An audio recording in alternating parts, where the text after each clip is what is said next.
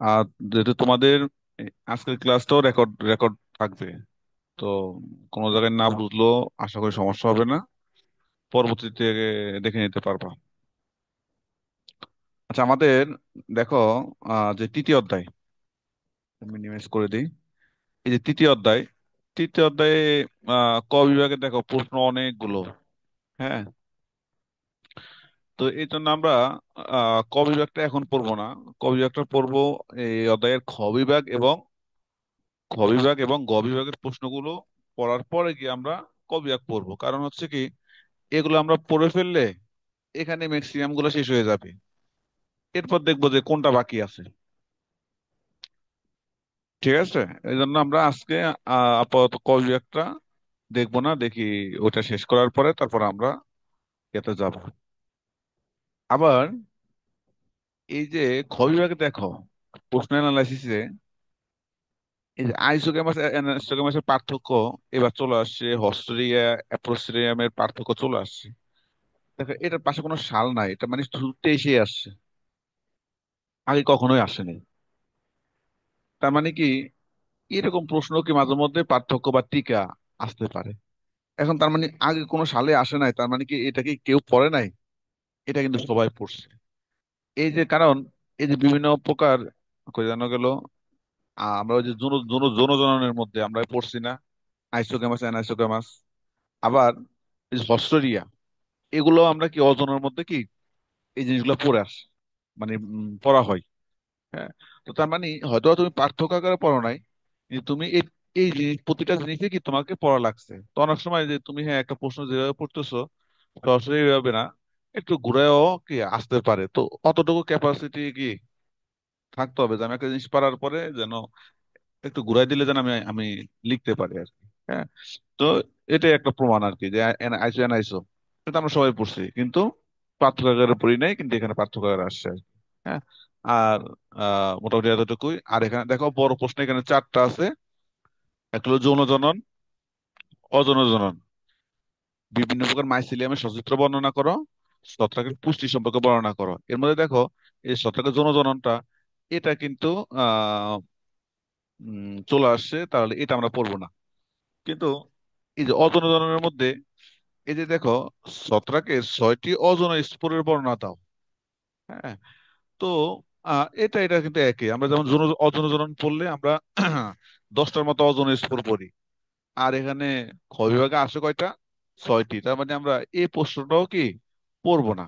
কারণ হচ্ছে, যেটা এই প্রশ্নটা যদি যে বছর চলে আসে, এই যে দেখো, আহ কিন্তু আরেকটা জিনিস হইলো, অনেক সময় ক বিভাগও কিছু জিনিস আছে যেটা এই অযৌন স্পোরের মধ্যে পড়ে যায়। এখন লাস্ট আবার পড়তে পারি, বলা যায় না। এটা আবার সহজ আছে। হ্যাঁ, আহ না পড়লে আবার যদি খ বিভাগে চলে আসে, জন্য দেখা লাগতে পারে, দেখলে লাস্টে দেখবো। আজকে আমরা মেইনলি যতটুকু দেখবো এর মধ্যে এই দুইটা প্রশ্ন যাবে, গ বিভাগে দুইটা প্রশ্ন যাবে, আর হচ্ছে এখান থেকে 2-4টা প্রশ্ন যাবে আর কি। ততটুকুই যাক, আমরা চেষ্টা করব এই আজকের এই ইয়াটা, এই অধ্যায়টা আমরা 2টা ক্লাসে শেষ করার জন্য। হ্যাঁ, এখন থেকে আমরা শুরুতেই যাই। আমরা যে বই আছে তোমাদের, গ্রন্থকুটির, এই গ্রন্থকুটিরের এই গ্রন্থকুটিরের মধ্যে দেখো, আমরা বই থেকে যাই, বইতে আহ, যখন যাব তো তারপরে গিয়ে আমরা দেখবো যে ক বিভাগের কোনটা কোনটা শেষ হয়েছে, এটা আমরা পরে দেখবো। আমরা আগে পড়ি সিরিয়ালি। আচ্ছা, আমার কথা কি ক্লিয়ার শোনা যায়? জি স্যার। শোনা যায়।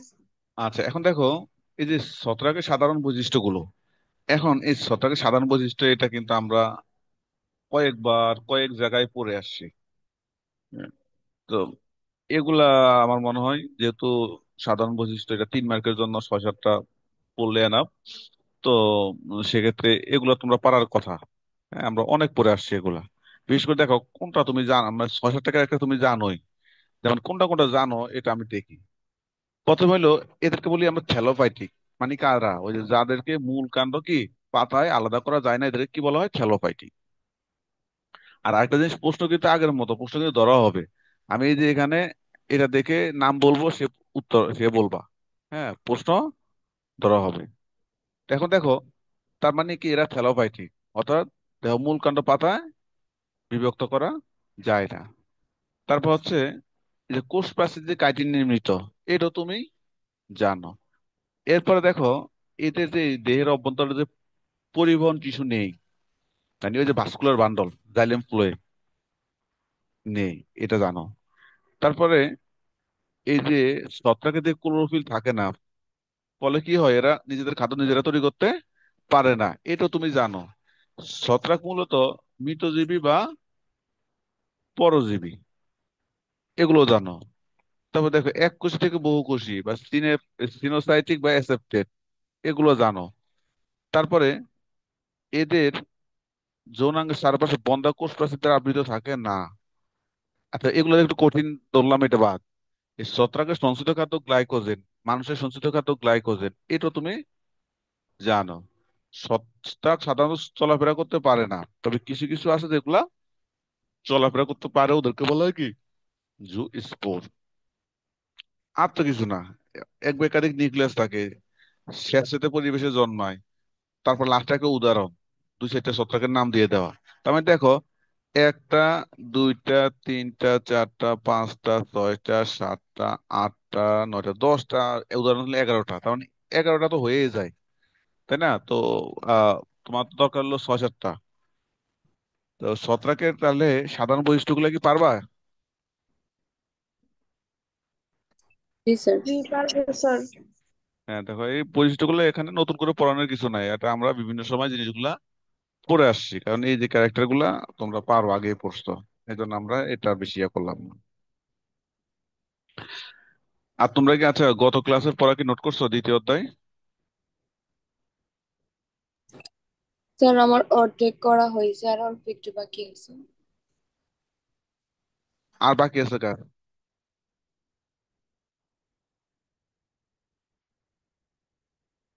আর বাকি আছে কার? স্যার আমারও অর্ধেক করা হয়েছে। কেন, বিয়ে শাদীর সম্বন্ধ আসতেছে নাকি? স্যার একটু কাজ ছিল, এই কারণে করতে পারি না সবগুলো। স্যার আমি জি একটু স্যার। সময় পাই এই জন্য করি নাই। তারিমা কি জন্য করো নাই? ওই একটু সময় পাই নাই, কালকে একটু ব্যস্ত ছিলাম বেশি। এত সময় যে কই যে আল্লাহ জানে। এই ইয়া, ওই যে কি জানো, জুয়েনা, এটা যে যুক্ত হয়েছে, আর কোনো খোঁজ নাই। একটু চালাক হও, কিভাবে কথা বলতে হয় সেটা তো জানো। পাশে যে ওই টাইমে যেখানে মিউটে চাপ দিছিলা, এখন মিউটে আরেকবার ওইটার উপর আবার চাপ দাও।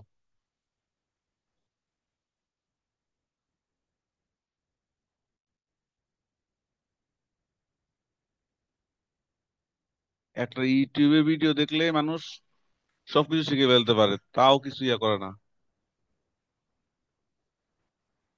এটা কোনো আলাপই নেই। বাকিগুলা কই তোমাদের?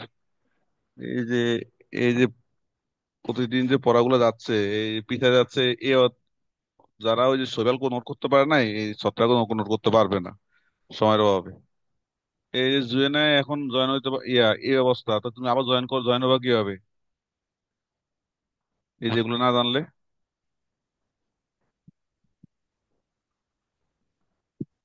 আচ্ছা, তাহলে দেখো, এই ছত্রাকের বৈশিষ্ট্য নিয়ে কি আর পড়া লাগবে? না না স্যার আর স্যার।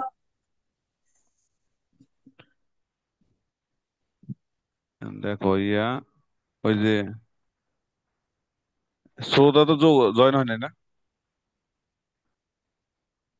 না।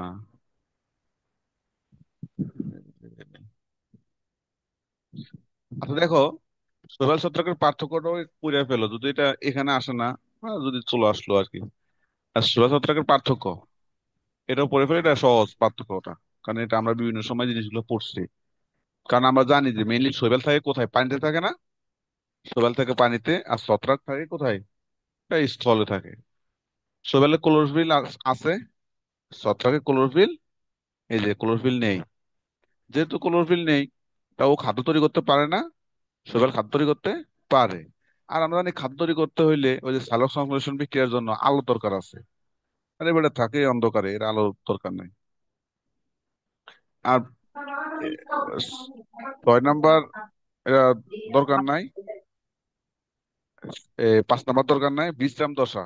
এটার বিশ্রাম দশাকে বলা হয় সিস্ট। ছত্রাকের বিশ্রাম বিশ্রাম দশাকে বলা হয় স্পোর। আর ছত্রাকের কোষ প্রাচীর একটাকে পড়ছি, কাইটিন নির্মিত। সোবেলের কোষ প্রাচীর সেলুলোজ নির্মিত। আর সোবেলের সংশ্লেষগত শ্বেতসার, ছত্রাকের সংশ্লেষগত গ্লাইকোজেন তৈলবিন্দু। আর ছত্রাকের দেহ সাধারণত কি প্যারেনকাইমা নামক কোষ দ্বারা গঠিত। আর এখানে হলো সিরো প্যারেনকাইমা। এখন দেখো, এগুলা তো আমি জাস্ট রিডিং করছি, কারণ কি এই যে সবগুলা ক্যারেক্টার আমাদের পড়া, এখানে আমি নতুন কিছু পাই নাই যে বোঝানোর মতো, সব জানার কথা। এটা কি বোঝানোর কিছু আছে সবাই ছত্রাকে?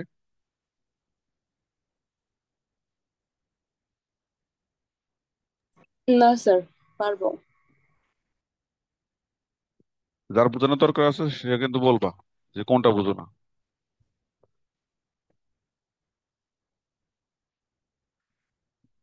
পড়া কিন্তু ধরবো, এখনো নতুন পড়া তো আসেনি, এই কারণে ধরতেছি না। এই যে ছত্রাকের আবাসস্থল, আমাদের এখানে দেখো, ক্ষয় বিভাগে এই যে ছত্রাকের বৈশিষ্ট্য এটা গেল, আর পার্থক্যটা নাই, ইয়া করি নাই। এখন ছত্রাকের আবাসস্থল 2 নাম্বার, মানে ছত্রাক কোন ধরনের পরিবেশে বসবাস করে। এই যে এগুলা বানায় লিখতে পারবে কিছু, যে আর্দ্র স্যাঁতসেঁতে বা ছায়াযুক্ত স্থানে কি বসবাস করে, বা যেখানে জৈব পদার্থগুলো আছে ওইসব জায়গায় কি ভালো জন্মায়। কারণ আমরা তো জানি যে এরা নিজেদের খাদ্য নিজেরা তৈরি করতে পারে না, তার মানে যে মরা টরা বস্তুর উপর গ্রো করবে, যেখান থেকে খাদ্যগুলো গ্রহণ করতে পারবে। তার মানে ছত্রাক পৃথিবীর সর্বত্র বিরাজ করে। বাতাস, পানি, মাটি, মরা পচা জীবদেহ, উদ্ভিদ ও প্রাণীর প্রভৃতি স্থানে কি এরা জন্মায়। তার মানে এই যে দেখো, এগুলা তেমন বোঝানোর কিছু নাই, নিজেরাই পারবা। এরপরে দেখো, এই যে এইখান থেকে একটু জিনিস দেখো, যে জ্যাম, জেলি, পনির, রুটি, এগুলোর উপরও কি ছত্রাক গ্রো করে, যেমন কোনগুলা? Mucor Rhizopus. এছাড়া কি ভেজা চামড়া, পাকা ফলমূলের উপরও কি গ্রো করে। আবার পানিতেও কি, এটা কম, খুবই নেগলিজিবল। পানিতেও, কারণ এটা তো হলো স্থলজ, জলজ না। পানিতে জন্মানো ছত্রাকের সংখ্যা খুবই কম। তোমার যেমন যেমন কি তোমার স্যাপ্রোলিগনিয়া। তার মানে ওই পানিতে কি করে, পচনশীল যে পদার্থগুলো আছে না, ওই যে বিভিন্ন জিনিস মরে টরে থাকে, ওগুলোর উপর গ্রো করে। ওদেরকে ওই জন্য ওয়াটার মোল্ডও বলা হয়। হ্যাঁ, যেমন কি ওই যে পচনশীল মাছ, পচা ডিম, মাছ ইত্যাদি এগুলোর উপর। এছাড়া দেখো, আবার এই যে এগুলো তো প্রথমে জ্যাম জেলি রুটি বলছি, এরপরে হলো পানিতে বিভিন্ন আহ পচা মাছ, ডিম, বিভিন্ন রকম কীটপতঙ্গ, এগুলোর গায়ে গ্রো করে। এরপর আরেকটা হচ্ছে কি, এছাড়া উদ্ভিদ প্রাণীর দেহ কি, এরা বিভিন্ন রকম রোগ সৃষ্টি করতে পারে। মানে তার রোগ সৃষ্টি করতে হলে তো উদ্ভিদ প্রাণী দেহে বসবাস করে। হ্যাঁ, তাহলে কিরকম ওই জিনিসগুলো আমরা একটু দেখি। যেমন দেখো উদ্ভিদ এখানে, কারণ এই যে উদ্ভিদ, যেমন আলু, আলু থেকে এই যে আলুর গায়ে যে কালো আঁচিল আছে, এটা সৃষ্টি করে, এগুলো সিনকাইট্রিয়াম এন্ডোবায়োটিকাম। হ্যাঁ, তার মানে এই জিনিসটা তোমাকে পড়তে হবে। আর তারপর হলো তোমার, এটা হয়তো ডাম্পিং অফটা পারবা না। এটা হতো মূলা বা শালগমে যে সাদা মরিচা হয়, আলবুজো, এটা তো তুমি সাইন্টিফিক নামটা পারো। গমের আলগা বুসা, এই যে গমে ইয়ে হয়ে যায়, ঢিলে ঢালা হয়ে যায়, লুজ হয়ে যায়। হ্যাঁ, তো এই যে আলগা বুসা রোগ, উস্ট্রেলাগো টিটিসি। এরপরে টমেটোতে টমেটোর উইল্টিং, ফিউজারিয়াম। হ্যাঁ, তো এই 4টা এখানে পড়তে হবে। আবার এখন দেখো, এছাড়াও কিছু কিছু শৈবাল আছে যারা লবণাক্ত জলে বা মিঠা পানির জলও কি গ্রো করতে পারে। আর কিছু শৈবাল, যেমন এগুলো দেখো, তার মানে তুমি ওভারঅল জিনিসগুলো লিখবা। প্রথমে এমনি ওভারঅল জিনিসটা লিখবা, এরপরে জ্যাম জেলি বা পচা বস্তু বা পানির কথা বলবা।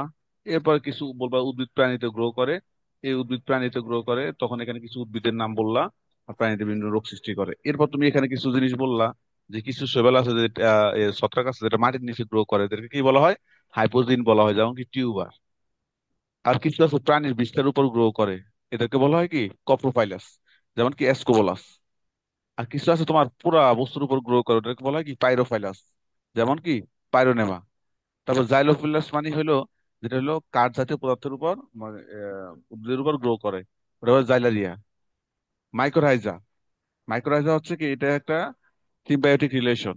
তার মানে ছত্রাকের হাইপা এবং উদ্ভিদের শ্বসন অঙ্গ মানে মূল, একে একত্রে সহাবস্থান করে, ওটাকে বলা হয় কি, মাইক্রোরাইজা। এছাড়া মানুষের দেখো চর্মরোগ, ফুসফুস রোগ, হ্যাঁ মানে এইসব জায়গায় বিভিন্ন রকম রোগ সৃষ্টি করতে পারে। তার মানে দেখো এই যে ওভারঅল যে জিনিসটা, এগুলো হলো ওভারঅল, মানে খুব বেশি বোঝানোর নাই এখানে। এখানে বুঝাতে হবে কি, এরকম কেউ আসো?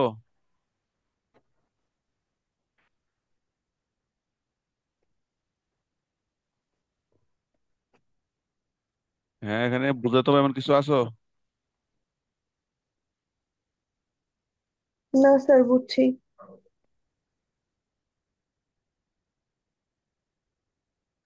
এই পড়াগুলো আগেও পড়ানো হয়েছে, হ্যাঁ, এখানে তো মানে এখানেও আমি তেমন বোঝানোর কিছু দেখি না। তাহলে তুমি এখানে কি কি দিবা? আরেকবার বলতেছি যে ছত্রাকের আবাসস্থল আসতে কি কি দিবা। এই সাধারণত যে স্যাঁতস্যাঁতে আর্দ্র পরিবেশ, ছায়াযুক্ত পরিবেশে গ্রো করে, এসব কথাগুলো একটু বললা। বলার পরে স্পেসিফিক ভাবে তুমি জ্যাম জেলি রুটি, তারপরে হইলো এই যে পানিতে বিভিন্ন জিনিস, মরা মাছ বা যেসব জিনিসগুলো আছে, পোকামাকড়, এগুলোর উপর কারা গ্রো করে, এখানে এটা কথা একটু বললা।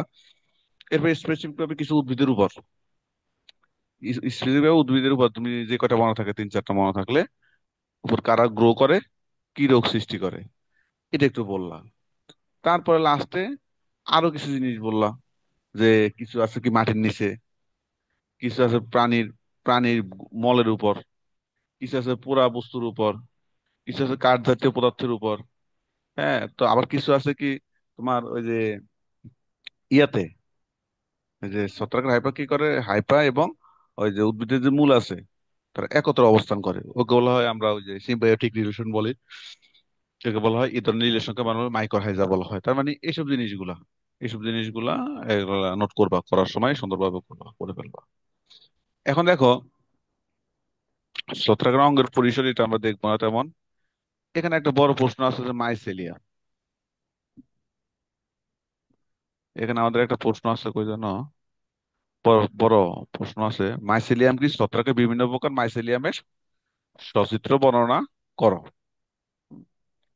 এটা তোমাকে দেখতে হবে। এখন আমরা এটা একটু দেখি এখানে ছত্রাকের মাইসেলিয়াম বলতে কি বোঝায়। দেখো, ছত্রাকের মেইন যে বডিটা, এক কথায় যে মেইন যে বডিটা মানে থ্যালাসটা, এই থ্যালাসটাকে কি বলা হয়, মাইসেলিয়াম। মানে মাইসেলিয়াম কি, এক কথা কি বুঝছো, এই যে ছত্রাকের এই যে বডি, এই দেখো এই ছত্রাকের, এটাও ছত্রাকের বডি, এটাও ছত্রাকের বডি, তাহলে এই দুই ছত্রাকের বডির মধ্যে ডিফারেন্স কই, এই ডিফারেন্স দেখো, এই ছবির মধ্যে কোনো এইরকম, এখানে এইরকম যে সেপারেশন আছে, ওয়াল, এরকম এক এই নাম্বার ছবিতে কোনো ওয়াল নাই, এটা একটা পার্থক্য। আরেকটা পার্থক্য হলো, এই নাম্বার ছবিতে কোনো ব্রাঞ্চ নাই।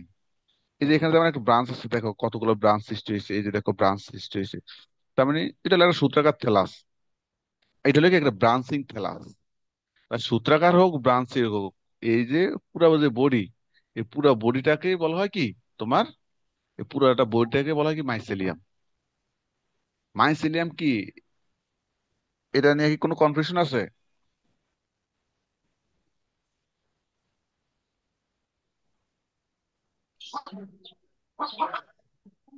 না হ্যাঁ স্যার। আচ্ছা। আর এই যে একটু একটু পরে যখন ওই যে 35 মিনিটে অ্যালার্ম দিবে, তখন কিন্তু লাইন সমস্যা কেটে, নেই। দিব, তখন কিন্তু আবার ওই যে সবাইকে যুক্ত হতে হবে। এই যে ইয়া কি বলে, তো ইয়ে আছে একমাত্র, জুয়ে নাই যে যুক্ত হইতে পারে না। হ্যাঁ, আবার একইভাবে যুক্ত হইবা। আচ্ছা তাহলে দেখো, তার মানে কি, আমাদের এই ছবির মধ্যে দেখো যে মেইন বডিটা, বডি বিভিন্ন রকম হইতে পারে, সূত্রাকারও হইতে পারে, এটা সূত্রাকার মানে থেলাস, আর এটা হলো কি একটা ব্রাঞ্চিং শাখা, প্রশাখা যুক্ত। তো এই যে মানে ব্রাঞ্চ ছাড়া বা ব্রাঞ্চ যুক্ত, যাই হোক, যে সূত্রাকার থেলাস, এটা নিয়ে যে বডি, এই বডিটাকে বলা হয় কি মাইসেলিয়াম। এখন দেখো, আমাদের প্রশ্নটা ছিল কি, প্রশ্নটা ছিল মাইসেলিয়াম কি, বীজ ছত্রাকের বিভিন্ন প্রকার মাইসিলিয়ামের সচিত্র বর্ণনা করো। এখন আমরা আগে পড়ি, মানে এখানে সরাসরি এটার মধ্যে প্রকারভেদটা সরাসরি উল্লেখ করে নাই, আমরা প্রকারভেদটা পরে বের করবো যে কয় প্রকার আছে। এখন দেখো, প্রকারভেদ অনুসারে আমরা দেখবো, পরে আমরা আগে জিনিসগুলো ভিতরে ঢুকি। তার মানে অধিকাংশ ছত্রাকের দেহ সূত্রাকার থ্যালাস দ্বারা কি গঠিত। এখানে আরেকটা জিনিস মনে রাখবা, তার মানে এই যে আমরা বলছি যে ব্রাঞ্চ সারা বা সূত্রাকার যেটাই হোক, তার মানে এটা তো কোন একটা বস্তু দ্বারা গঠিত, ওগুলোকে আমরা হাইপি বলি।